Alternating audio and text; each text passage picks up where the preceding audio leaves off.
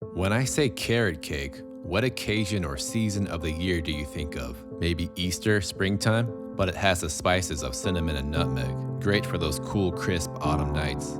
Or maybe you're just out on a warm summer evening enjoying dinner with that perfect date, and of course carrot cake is on the menu. It happens to be a very popular dessert item at most restaurants. It's just perfect for any occasion. Even a Sunday brunch with a glass of champagne celebrating absolutely nothing.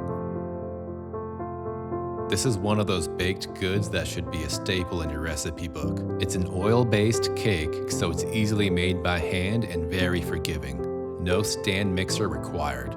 We will be using carrots, pineapple, pecans and raisins, orange juice and zest, and this cream cheese frosting really brings all those ingredients together in the best way. Let's dive into this basic kitchen. First, we are going to cream the eggs, so you will need 3 large eggs, 1/3 cup vegetable oil, 1 teaspoon vanilla extract, 2 cups granulated sugar. So let's start with 2 cups granulated sugar, mix in 3 large eggs, 1/3 cup vegetable oil, blend that down just enough to incorporate the eggs, and then add in 1 teaspoon vanilla extract. Set that bowl aside, and next, we will combine the dry ingredients into a separate mixing bowl. 2.5 cups all-purpose flour, 2 teaspoons cinnamon, 2 teaspoons baking soda, 1.5 teaspoons kosher salt. Use a sifter or a whisk to blend the dries and remove any clumps before you add into the wets. It's very important to not overmix here. On a slow to medium speed, slowly incorporate the dry blend into the wets, maybe about a quarter at a time. And once we pour in that last bit, ditch the hand mixer and finish with a spatula. So an overmixed cake batter just becomes tough and dense. Overall less desirable. So for that last 10% of dries, just fold in by hand. Now that the batter is mixed, we can prep the carrots, pineapple, nuts, and raisins. Let's start by finely dicing up some fresh pineapple, about 1/4-inch chunks or smaller. In total, we want about a 1/2 cup. Now let's prep the nuts and raisins. We have chosen pecans for this particular cake. Walnuts are also a good choice. Feel free to substitute with anything you like. Chop up 1 cup of nuts, and we also want 1 cup of raisins. We will add both to a medium-sized mixing bowl and add in 1 tablespoon of flour. Toss these around in the flour for a good coating. When it comes to adding in heavier ingredients to a cake, the flour coating will bind them into the batter as it cooks, keeping them from falling to the bottom of the pan. Now, of course, the carrots. Wait, hold on. Where are the carrots? Where are all the carrots? What happened? Where are the carrots? Well, what are we gonna do? Well, we didn't shoot any carrot footage, so let's just continue on. Here we go. We opted to reshoot the carrot prep and decided to test the new studio light as we progress and dial in the look of the channel. Okay, finally the carrots. Let's get back to work. Use a vegetable peeler to remove the outer layer. Work from the top down to the tip. Secondly, cut off the tops with a knife and discard the tops and peelings. You can use a grater or a food processor to shred the carrots. We will show you both options. One thing to note here is that you do not want a crisp carrot when you bite into this cake. Thin, finely shredded carrots will cook down and soften during the baking process. Larger or thicker chunks will not.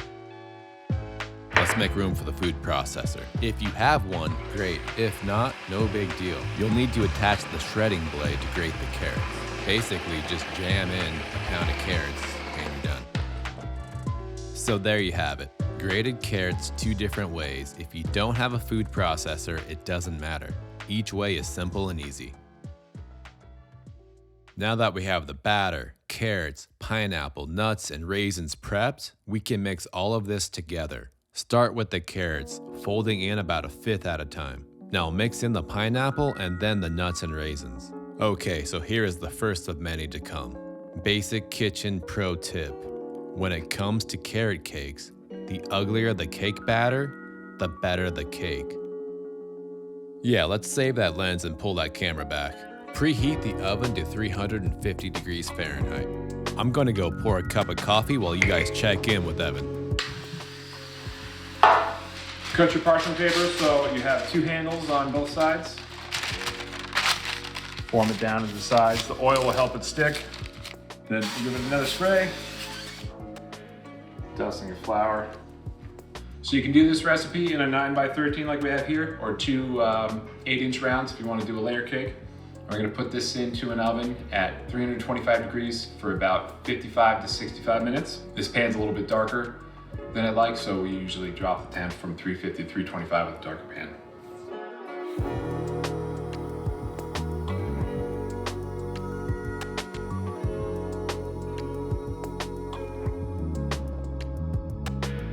Now we'll let this rest for about 30 minutes, and then once it's cooled sufficiently, we'll pop it out of the pan. Got this cup of coffee, highly caffeinated. What did I miss? The cake is done baking? How'd it turn out? Probably slightly overdone from that darker pan. Now that the cake is out of the oven and cooling down, we can now develop the frosting. This is where we can have a bit of fun and get creative. You will need 1 orange, vanilla extract, unsalted butter at room temp, cream cheese, and powdered sugar. First, add in 3/4 pound cream cheese and 2 sticks of butter. Blend the cream cheese first using the hand mixer, and then we will incorporate the butter. Once you have that nicely blended together, drop in 1 teaspoon vanilla extract. We are also adding in some orange juice. Start with no more than a tablespoon. Blend to taste, and you can always add in a bit more later. Blend that down, and let's check in with Evan about adding in the zest. Next up, we're going to zest just a little bit of this orange in here. The goal is not to make a super orange flavored frosting, just to accent the carrot cake itself. So we'll start with maybe 1/4 to 1/3 of the zest from the orange. We'll give it a taste near the end. You can always add more. So we measured out 1 pound of powdered sugar. As we mix, we will blend just a portion at a time. We are looking for a very specific texture. Light and fluffy to where it just barely falls off the spoon, but dense enough it holds its structure. And this is starting to take shape. See those peaks starting to form? That's exactly what we want. Let's go in for a taste and see what Evan thinks about this frosting. Could go for salt. So it's still very creamy. I think it could use a little more powdered sugar. It also could use a little salt. I think I've added the addition of the orange to this particular recipe, so I think some salt will help balance it out. Just the citrus salty profile. So we'll add just a pinch of salt, probably another few ounces of our powdered sugar. It's about what we've got left from the 18 ounces that weighed out, and we should be ready to go. Texture you're going for is fairly light and spreadable, not too thick. You also don't want it runny so that it falls off your cake. All right, so the cake's rested for about 45 minutes. Next, we're going to pop it out of the pan and let it finish cooling on this rack so we get even cooling all around. We need to let this cake cool down completely before we can frost. We have a bit of time now, so let's candy some pecans, which we can use to dress the cake later on. You'll need 1 cup pecans, 1/2 cup brown sugar, 2 tablespoons of water, 1/4 teaspoon salt, and 1/4 teaspoon cinnamon. Get your pan going on medium heat. Add in the dry ingredients. Top that off with the water to get it bubbling to break down the sugar. Keep it moving constantly, and once it starts to caramelize and the bubbling slows down, we will then add in the pecans. Get those guys completely coated in that hot caramel sauce and then transfer to a pan lined with parchment paper. Spread those out and let cool. If there is anybody else in the household with you, you may want to stash these candied pecans. Otherwise, you're going to end up with a nutless carrot cake. And nobody wants a nutless carrot cake. All right, the cake is cooled. I'm out of coffee and we have a cake to frost. So why don't we check in with Evan and see how he starts the frosting process. So we're gonna throw a little bit of frosting down on a cutting board, or you can use, the cardboard meant for cake. This will keep the cake from sliding around when we're frosting it. Take your board, top side of the cake, flip this whole thing over. Remove that. You've got a nice square cake which we can frost. So best practice when doing any cake, it won't be so bad with this one, is to do what's called a crumb layer of frosting.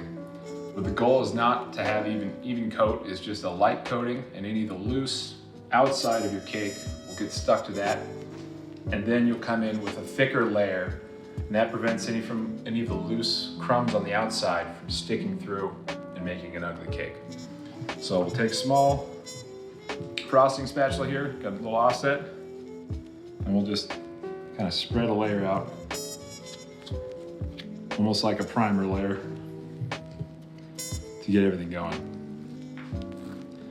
Now, this cake won't be so bad, but if you have a cake that you've been cutting to make nice layers, or a more crumbly yellow cake, this makes a big difference. Yes, it does make a big difference.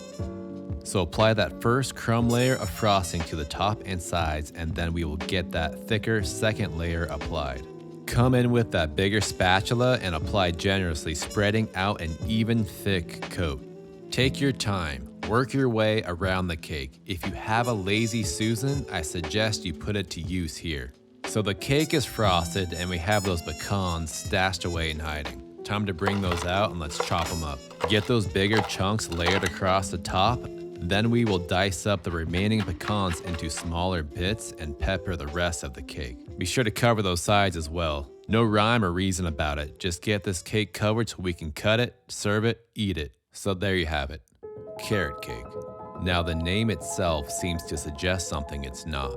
It's not a very carrot-forward cake. For the most part, the carrots fall behind the caramel flavors of the brown sugar and cinnamon spice. There is an interesting play happening here and it works. The carrots add a touch of texture and the sweetness seems to lift the brightness of the pineapple and orange zest. And then we have the silky, rich, buttery cream cheese frosting. It just brings all of those ingredients together for a flavorful bite. Some very interesting ingredients coming together to make this cake. It seems to be an always overlooked item when it comes to home baking. And why is that? I'm not sure because it tastes so good. I really do encourage you guys to make this one. Enjoy. Would someone please get me another cup of coffee? It would go really nice with a slice of cake.